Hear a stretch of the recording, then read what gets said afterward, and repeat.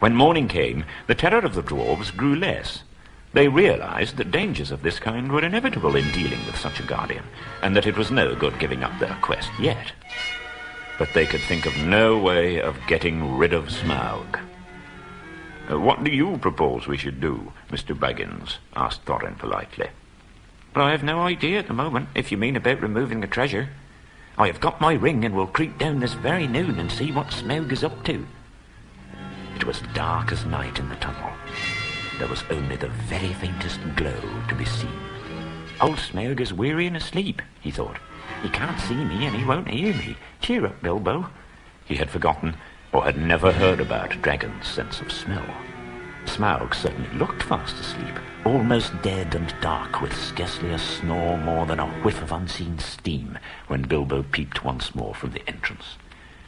He was just about to step out onto the floor when he caught a sudden thin and piercing ray of red from under the drooping lid of Smaug's left eye. He was only pretending to sleep. Then Smaug spoke. Well, thief, I smell you, and I feel you.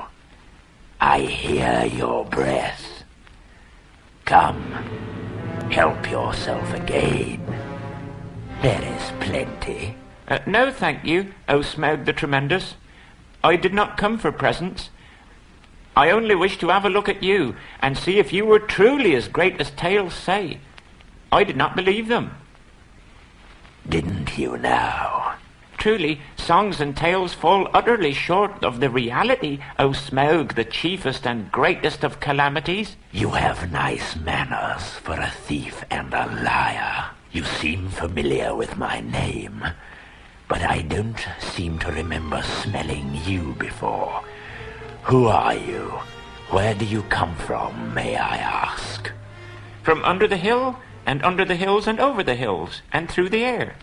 I am he that walks unseen. So I can well believe, but that is hardly your usual name.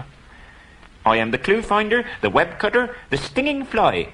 I was chosen for the lucky number. Lovely titles, but lucky numbers don't always come off. I am he that buries his friends alive and drowns them and draws them alive again from the water.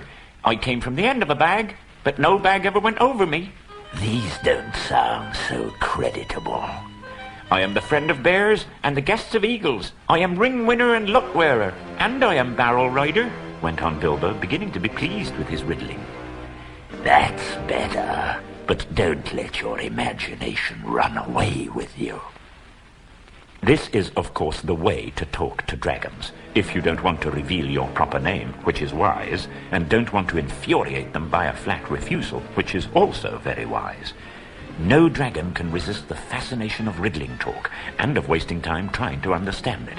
There was a lot here which Smaug did not understand at all, but he thought he understood enough, and chuckled in his wicked inside. I thought so last night, he smiled to himself. Lake men, or I'm a lizard. I haven't been down that way for an age and an age, but I will soon alter that. Very well, O barrel rider. You may walk unseen, but you did not walk all the way.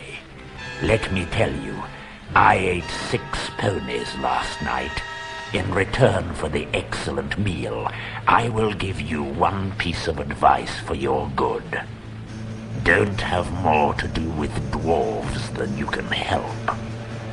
Dwarves? Said Bilbo in pretended surprise. Don't talk to me, said Smaug. I know the smell and taste of dwarf. No one better. I suppose you got a fair price for that cup last night. Oh, come, did you? Nothing at all? Well, that's just like them. They are skulking outside, and you do all the dangerous work and get what you can. And you will get a fair share? Don't you believe it? You don't know everything, O Smaug the Mighty. Not gold alone brought us hither. Ah, you admit the us. Why not say us 14 and be done with it? Mr. Lucky Number. I don't know if it has occurred to you that even if you could steal the gold bit by bit, a matter of 100 years or so, you could not get it very far. What about delivery? What about cartage? What about armed guards and trolls? And Smaug laughed aloud.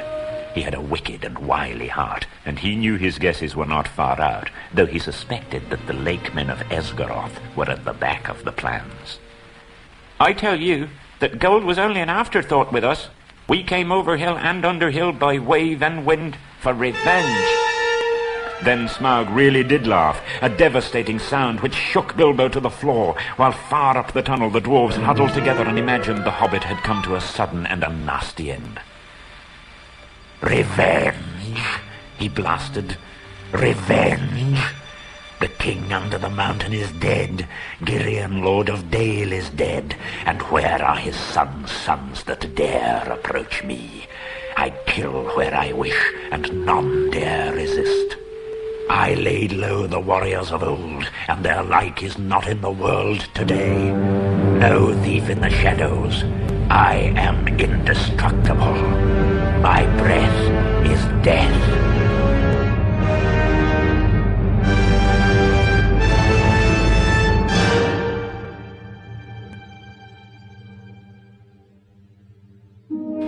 I have always understood, said Bilbo in a terrified squeak, that dragons were softer underneath, especially in the region of the, chest. The dragon stopped short in his boasting. Your information is antiquated, he snapped. I am armored above and below with iron scales and hard gems. No blade can pierce me. I might have guessed it, said Bilbo. Truly there can nowhere be found the equal of Lord Smaug the Impenetrable. What magnificence to possess a waistcoat of fine diamonds. Yes, it is rare and wonderful indeed. Look, what do you say to that? Dazzlingly marvellous, perfect, flawless, staggering, exclaimed Bilbo aloud, but what he thought inside was, Old fool, why, there is a large patch in the hollow of his left breast as bare as a snail out of its shell. After he had seen that, Mr. Baggins' one idea was to get away. Well, I must not detain your magnificence any longer. Ponies take some catching, I believe. And so do burglars, he added as a parting shot, as he darted back and fled up the tunnel. It was an unfortunate remark, for the dragon spouted terrific flames after him. Never laugh at live dragons, Bilbo, you fool, he said. The dwarves took care of him and doctored his scorches as well as they could, asking eager questions.